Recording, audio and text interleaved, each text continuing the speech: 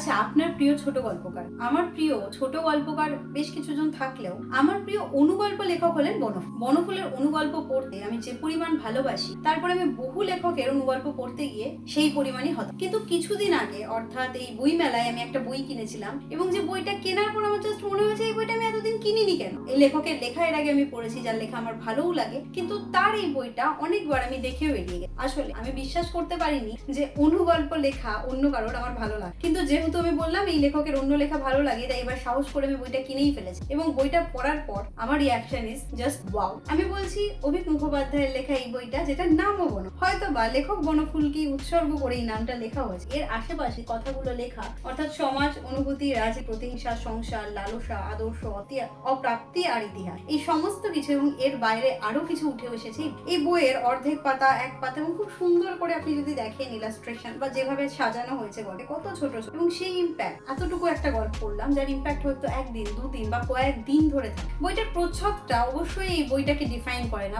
প্রচ্ছদটা আরো অনেক বেশি সুন্দর হতে পারতো। ওই যে হয় না, আমাদের জীবনের অনেক গল্প থাকে, অনেক পাওয়া থাকে, অনেক না পাওয়া থাকে, অনেক চাওয়া, অনেক অভাব, অসংখ্য প্রেম, ভালোবাসা, অনেক আত্মত্যাগ থাকে। এই বইটা এত সুন্দর একটা প্যাকেজ, আমি কি বলবো, আমি কোনো ছোট গল্প নিয়ে কথা বলা এখানে তো সম্ভব না, বা অনুগল্প নিয়ে যেগুলো অর্ধেক পাতার গল্প সেগুলো নিয়ে আমি আলাদা করে কি বল। কিন্তু লেখকের কিছু জায়গায় উপমা, এত সুন্দর করে তিনি এক একটা উপমা ব্যবহার করেছেন। আমার মনে আছে আমি পড়ার সময় প্রায়ই অভিজ্ঞতাকে মেসেজ করে বলতাম যে দাদা এটা কি সুন্দর লিখেছেন, বা একটা ছবি তুলে বলতাম দাদা এই জায়গাটা বড় ছুঁয়ে গেল আমাকে, বা এই জায়গাটা খুব সুন্দর লাগলো। তো এই যে ব্যাপার, এবং এই বইটা পড়তে গিয়ে আমি এতবার, আমার মধ্যে কোনো উপন্যাস বা গল্প সংকলন পড়ার সময় আমি কোনো লেখককে এতবার কন্ট্যাক্ট করিনি, বা অভিজ্ঞতারই অন্য লেখা পড়ার সময় করিনি যতটা আমি বনফ পড়ার সময় করেছি। এই বইটা অসাধারণ একটা বই, মানে ছোট গল্প, অনুগল্প যাদের ভালো লাগে, তারা যারা এই বইটা পড়েননি তারা অবশ্যই পড়ে। মাত্র খুব কম টাকায়, 200 টাকার মধ্যেই হয়তো মুদ্রিত হবে, পারিনি 160 টাকা মূল্য, এবং 160 টাকা মুদ্রিত মূল্যের এই বইটার পৃষ্ঠা সংখ্যা 128। এবং আমি অভিতার সঙ্গে কথা বলার সময় জেনেছিলাম এই গল্পে অনেক গল্প আছে যেটা সত্যি ঘটে। এরকম কিছু গল্পের কথা আমি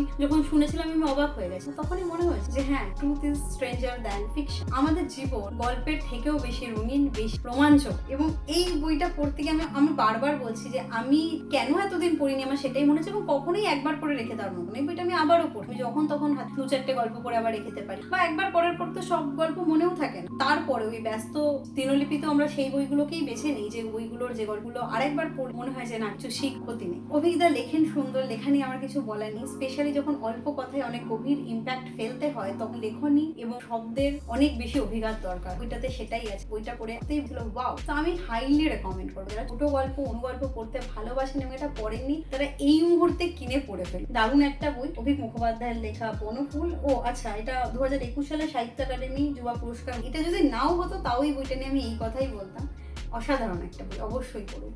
আজকের ভিডিও এখানেই শেষ করছি, দেখা হবে পরের দিন পরের কোনো ভিডিওতে। তখন ভালো থাকবেন, বই পড়বেন।